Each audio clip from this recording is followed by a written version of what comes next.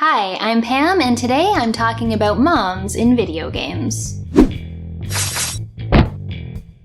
The recent release of God of War has reminded me of how many recent mainstream games have had fathers or father figures as the playable protagonist. Kratos travels with his son Atreus in God of War after Atreus' mother dies. He teaches his son to be self-sufficient and tries to make Atreus into a person who is better than himself. Kratos had also been a father before, though he was tricked into murdering his daughter and wife. Through the Yakuza series, Kazuma Kiryu runs an orphanage that he himself grew up in. In Yakuza 6, he becomes the guardian of his foster daughter Haruka's baby. Through the game, he has to take care of a baby while also finding out what happened to Haruka, who spends the whole game in a coma. Geralt of The Witcher 3 is the adopted father of Ciri, a powerful woman who can manipulate time and space and is hunted by a group of spectral warriors. Decisions and interactions with Ciri throughout the game greatly impact your relationship and your future in the end. Also, Ciri's real mom is dead. Lee from The Walking Dead becomes the guardian of young Clementine in the middle of the zombie apocalypse. Through the game's 5 episodes, he must keep her safe and teach her how to survive in this new world. Clementine's real mom and dad? Zombies. Grand Theft Auto 5's Michael has a strained relationship with his 2 children, but their hijinks are often the basis for his personal missions, and his relationship with his family is a big part of his character arc. Joel from The Last of Us is first portrayed as a father as he tries to get his daughter safely out of a city full of infected. Skip forward some years, and he's now the guardian and eventual father figure to Ellie, and raises questions about how far we're willing to go to save the people we love. Ellie's mom died in childbirth. The entire basis of Heavy Rain is protagonist Ethan mourning one son and then tracking down another who has been kidnapped by a serial killer. He's continually asked how far he'll go to save him. In Bioshock Infinite, you play Booker DeWitt, guardian of Elizabeth, whom he rescues from a tower. She serves as his sidekick throughout the game as you learn more about the true nature of their relationship. Elizabeth's mom died in childbirth. In Bioshock 2, you play a Big Daddy called Subject Delta in search of his lost little sister. He protects many little sisters throughout the game. There's also some dadness in Bioshock 1, but I won't really count that one. Just pointing out a theme.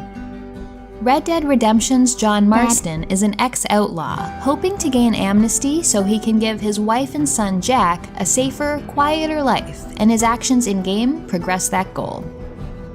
Chuck of Dead Rising 2 has a daughter Katie who has been bitten by a zombie.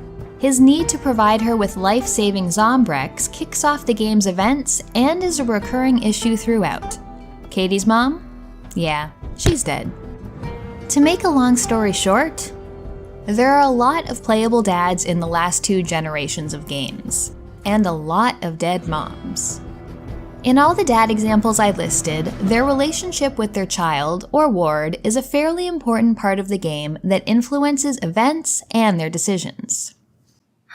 It's 3.5 minutes into the video, and I seem to have become obsessed with dads and forgotten completely about living mothers. Just like the video game industry. So let's talk moms. I had to do quite a lot of thinking to come up with games who had playable mother characters, whose motherhood was a key part of the narrative. Here's what I came up with. 1994 gave us the first mom that I remember playing in a game. King's Quest VII takes a break from King Graham and lets us play both Queen Valanice and her daughter Rosella. Rosella is sucked into a magic portal, and Valanice fearlessly jumps in after her. They find themselves separated in a magical world and need to reunite to get back home. Though a little pushy when it comes to convincing Rosella that she must do her princess duties and marry a prince, being nosy about relationships is just a thing moms do. Valanice obviously loves her daughter and will do whatever it takes to get her back. She's a boss at solving the problems of all the people and creatures of Eldritch, can talk her way out of a lot, and isn't afraid of showing a little emotion when it all gets to be too much. When they finally reunite, the two women work together to set everything right, save the land from a volcano, turn a troll into a prince, and get back home with a greater appreciation of each other. Valanice is a great example of a playable mother in games whose motherhood is a key part of her character. She's also one of the only visibly older women that you can play in games. In fact, I don't think Valanice has really been beat in 24 years. Who's next? A more recent example of a mother protagonist is the sole survivor of 2015's Fallout 4. At the beginning of the game, you're spending time with your partner and new baby, and then the bombs start falling. You rush into a vault where you're all put into cryostasis, but you're awoken one day to find strangers killing your partner and stealing your baby. Finding him becomes your major driver for the game. At least on paper. If you play Fallout anything like I do, and I have a feeling most people do, you spend a lot more time gallivanting around with Nick Valentine, delving into abandoned vaults, and wanting to throttle Preston Garvey. Baby? What baby? I have settlements to build. Though it is an urge to protect your young that kicks things off, you really have no relationship with your child until the very end of the game. Also, if you play as a man, all this talk about being a mother is moot, and it becomes yet another dad game. Dad. Your choice of gender makes no narrative difference. The next character takes on a maternal role and really makes things interesting in that she's not the usual presentation of a mother in a game. 2009's Bayonetta is a witch who shapeshifts, wears clothing made of her own hair, and has guns in her shoes. Early on in the game, she meets Cereza, a young girl who is convinced that Bayonetta is her mother and joins her on her journey, though Bayonetta isn't exactly thrilled at the idea. However, eventually we find out that Cereza actually is Bayonetta as a young girl. Well, I guess you can't be your own mother. But what about Bayonetta 2? 2014's Bayonetta 2 includes the character Loki. Bayonetta finds him early on in the game and they decide to travel together. This is first a relationship born out of necessity and mutual benefit, but a somewhat parental bond does develop between the pair. While at first she is reluctant, Bayonetta eventually starts feeling very protective of Loki, though he's shown to be quite capable and powerful and is in fact much more than he seems. But she also struggles with the burden of traveling around with a smart-mouth kid. Loki's constant referral to Bayonetta as love is a bit jarring and makes it harder to interpret her as a mother figure, but I do like that this relationship shows a woman who can be protective and caring for a child and at the same time kind of annoyed by him. The next playable mom is...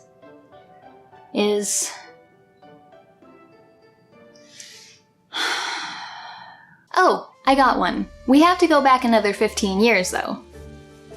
2003's Beyond Good and Evil stars Jade, a fighter, photojournalist, and caretaker of a whole lighthouse full of orphans. Along with her own father figure Paige, Dad. Jade looks after and protects all the children whose parents have been abducted by alien invaders. The game starts with an attack on the lighthouse, and Jade needs to take jobs in order to get enough money to keep things running.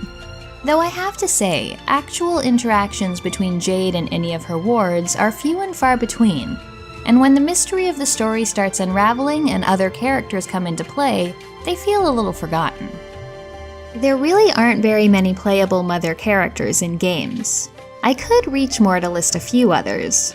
Clementine in later seasons of The Walking Dead takes care of an orphan child, and keeping him safe becomes a big part of her arc. Though Clementine is still a child herself.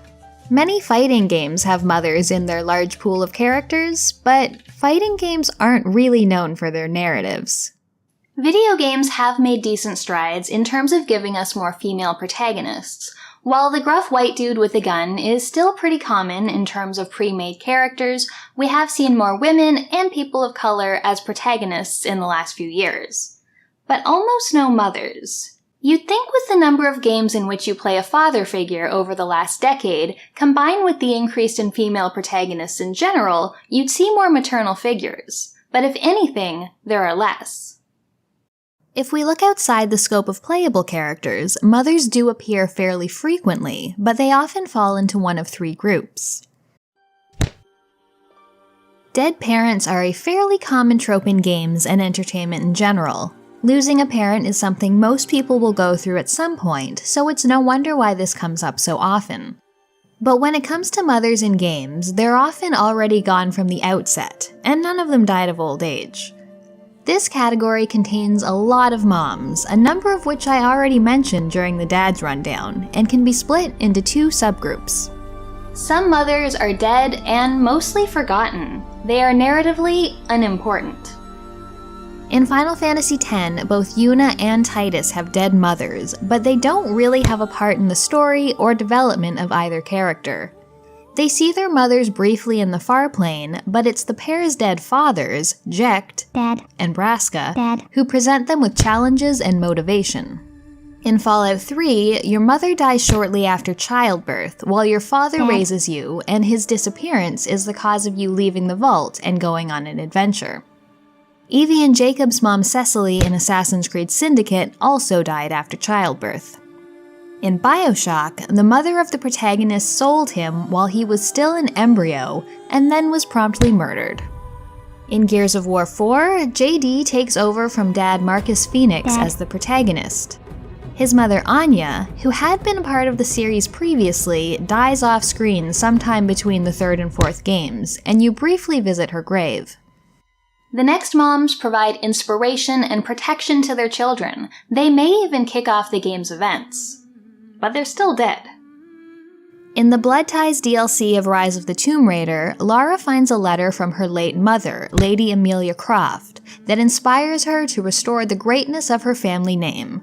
However, it's the deceased Lord Croft Dad. who tends to be Laura's inspiration for most of the series. Ni no Kuni, Wrath of the White Witch, begins with the protagonist Oliver's mother dying to protect her son. His quest focuses on bringing her back.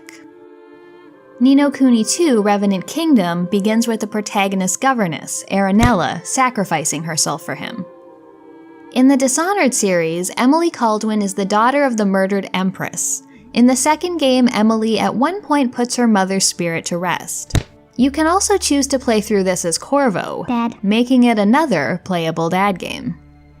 In Horizon Zero Dawn, one of Aloy's driving goals is to find out who her mother is. Of course, she is long deceased, which makes a relationship hard. Also, mother is not really the correct term for her. Aloy's real parental figure in the game is the man who raised her, Rost. Dad. In Wolfenstein 2, The New Colossus, we see flashbacks of BJ's mother. She provides inspiration to him, and we see how her teaching shaped him into the man he became. But she dies well before the events of the game, sold out by, you guessed it, Dad. In Uncharted 4, we learn about Nathan Drake's mother, who was an archaeologist who died while he was young. Over the course of the game, he completes her life's work. Because what are mothers if not convenient MacGuffins? Dead mothers in games is a big category, but we should move on to the next one. Helpful vending machines are mothers who give the player character some token support, and could feasibly be replaced by an inanimate object. The mom in Pokemon games gives you money when you need it, but otherwise has little interest in you. Ness's mother in Earthbound heals him when he's injured and cures his homesickness when he phones her. In Animal Crossing, your mom sends you letters and gifts on your birthday. Rena's mother in Star Ocean's second story becomes irrelevant relatively early in the game after dropping an important tidbit of information about Rena's origins. A more recent example of this is Bridget Tenenbaum from Bioshock 1 and 2. She is the creator of the Little Sisters.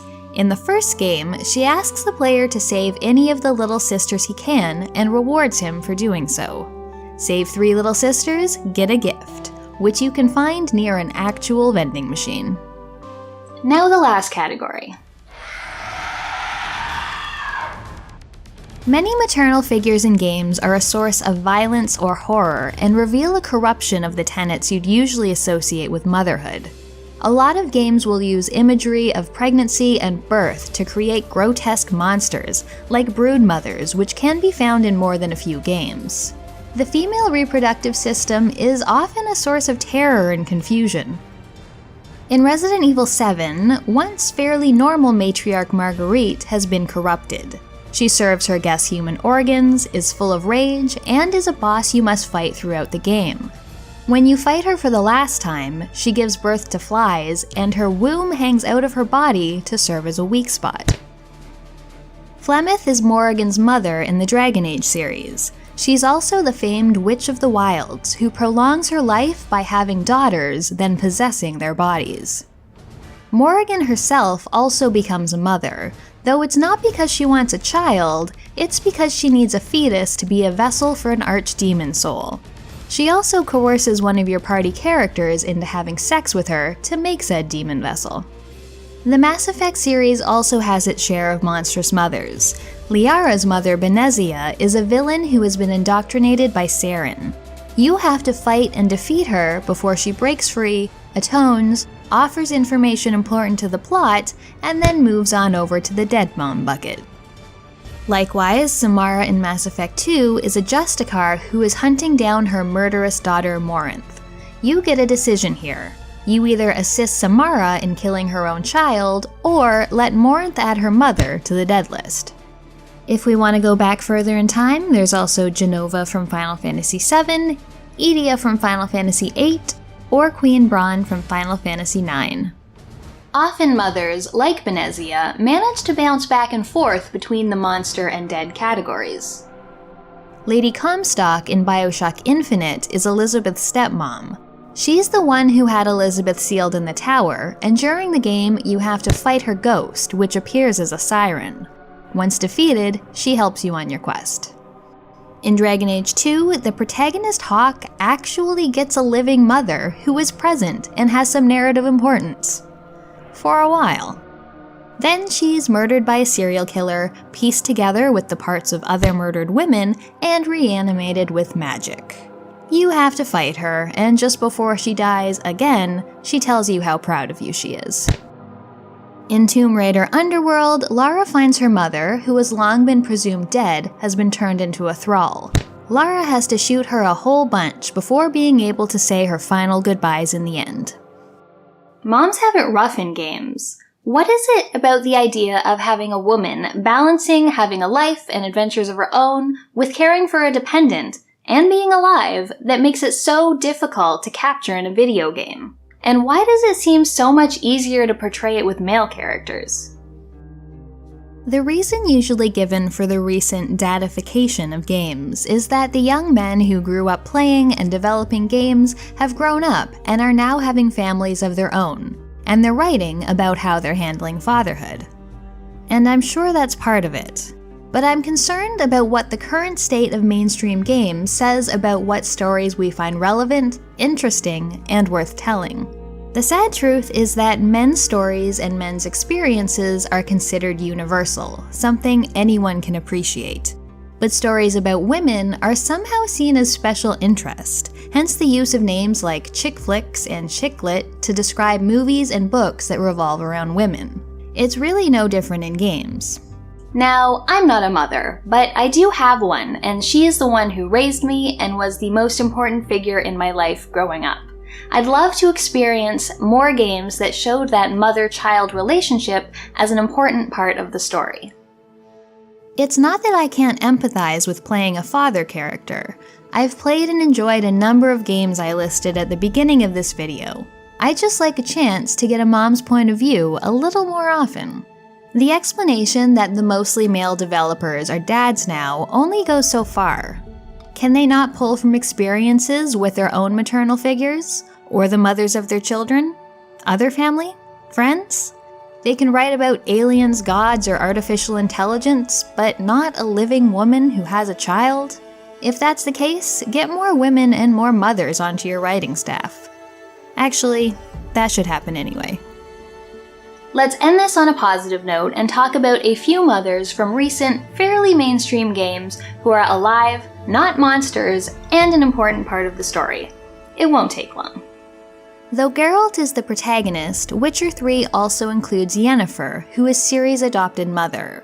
We don't see the two women interact as much as Geralt and Ciri do, but Yen is a big part of the story. And she's alive. In Life is Strange, protagonist Max Caulfield's own mother is not seen, just sends her daughter a text once in a while. Max's friend Chloe Price, however, does have a mother who is present and involved in her child's life. Joyce Price is a very caring mother who is protective of Chloe and also maternal towards Max.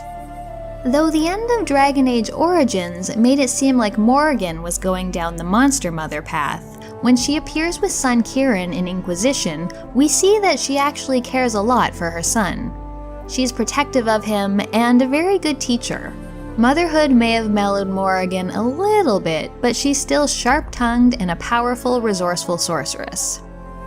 Wolfenstein: The New Colossus features Grace Walker, a resistance leader and mother of a very small baby. Though the baby, or even Grace's motherhood, doesn't play a huge role in things, when we first meet her, she talks to BJ while breastfeeding. A very routine activity that manages to feel groundbreaking when presented in a video game. Lastly, Lost Odyssey is a JRPG where family is a core theme. Though our main character is Kaim, we also play his wife Sarah, and together they raise and care for their grandchildren. Lost Odyssey actually features two prominent mother characters, which I think is some kind of record. Party character Seth is an immortal pirate who is reunited with her long-lost son. As all of these characters end up traveling together, we see a lot of parental relationships changing and developing. So that's my look at moms in video games. Games have a tendency to present mother figures as dead or monsters if they're even present at all, and we very rarely get a chance to play as one. Family dynamics are a pretty universal topic, and I think games are closing themselves off to a lot of story possibilities by ignoring moms. And I think they can do better. If you want to see more, check out my video about the insufferable genius trope. Though I apologize in advance for the audio, it was one of my first videos. I also have a Patreon if you want to support my work. Thanks for watching, and I'll see you next time.